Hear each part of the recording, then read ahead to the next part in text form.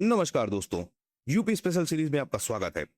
आज हम उत्तर प्रदेश की जो जनसंख्या है उससे रिलेटेड जो प्रमुख आंकड़े हैं उनको देखेंगे, और हम बहुत डिटेल में नहीं देखेंगे, उन तथ्यों को देख लेंगे जिसके परीक्षा में पूछे जाने की सबसे ज्यादा संभावना है। तो मैं अनुपम तिवारी स्वागत करता हूं आपका अपने इस यूट्यूब चैनल पर। क्या क्या पूछता है?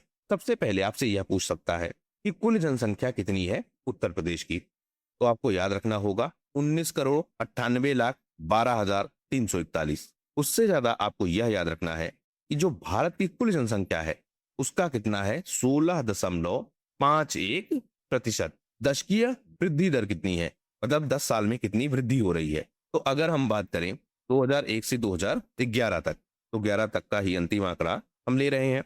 तो 2001 से लेकर 2011 तक जो दशकीय वृद्धि है वह कितनी हुई थी, 20.22%। यानी अगर जनसंख्या 2001 में 100 थी तो वह 2011 में कितनी हो गई, 120.22। यही क्या है, दशकीय वृद्धि दर।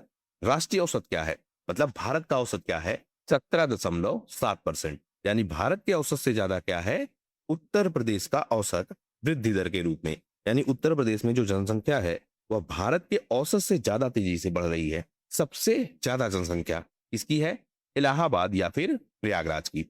सबसे कम जनसंख्या महोबा। यही पूछेगा आपसे। जनसंख्या घनत्व के बारे में अगर पूछे तो कितना है, 829। राष्ट्रीय औसत कितना है, 382। तो राष्ट्रीय औसत से बहुत ज्यादा है। सबसे ज्यादा कहां है जनसंख्या घनत्व, तो गाजियाबाद में 3,971। सबसे कम कहां है, ललितपुर में 242। सेक्स रेशियो से संबंधित अगर आपसे प्रश्न पूछे तो कितना है उत्तर प्रदेश का, 912। राष्ट्रीय औसत कितना है, यानी भारत का जो सेक्स रेशियो है वह कितना है, 943। शिशु लिंगानुपात की बात करें, मतलब 1 से लेकर 6 साल तक जो बच्चे हैं उनमें यह कितना है, तो यह और कम हो जाता है, 902 हो जाता है। सबसे ज्यादा कहाँ है लिंगानुपात, जौनपुर में 1024, बहुत बार पूछा है। सबसे कम कहाँ है, गौतम बुद्ध नगर में 851। इसके बाद साक्षरता से आपसे प्रश्न पूछेगा तो आपको क्या याद रखना है, कुल साक्षरता कितनी है, 67.7%। जिसमें पुरुष की कितनी है, 77.3%, और महिला की कितनी है, 57.2%। सबसे ज्यादा साक्षर कौन है, गौतम बुद्ध नगर यानी कि नोएडा अर्बन एरिया है, तो सबसे ज्यादा साक्षरता यहाँ है। सबसे कम साक्षरता यह है आपकी श्रावस्ती में, और यहाँ जो पुरुष साक्षरता दर है और जो महिला साक्षरता दर है वह भी सबसे कम है। यानी अगर आपसे यह पूछे कि पुरुष साक्षरता सबसे कम कहाँ है, तो वह कहाँ है, श्रावस्ती में। महिला साक्षरता सबसे कम कहाँ है, तो वह भी कहाँ है, श्रावस्ती में। तो सेक्स रेशियो और लिटरेसी रेट से यही सब आपसे पूछेगा। अब हम बात करें अर्बनाइजेशन की। आपसे यह पूछेगा कि शहरों में कितने लोग रहते हैं, गांवों में कितने लोग रहते हैं, परसेंटेज क्या है। तो ग्रामीण जनसंख्या कितनी है, 77.7%। यानी कि 2/3 से ज्यादा जो उत्तर प्रदेश की जनसंख्या है वह कहाँ रहती है, गांवों में। और 1/3 से कम यानी 22.3% जनसंख्या यह कहाँ रहती है, शहरों में। इस जिले में सबसे ज्यादा नगरीकरण है वह है आपका गाजियाबाद। यानी गाजियाबाद में जो परसेंटेज है, जैसे उत्तर प्रदेश का टोटल परसेंटेज कितना है, 22.3%। तो जो गाजियाबाद है वहां पर परसेंटेज के रूप में सबसे ज्यादा जनसंख्या रहती है शहरों में, 67.6%।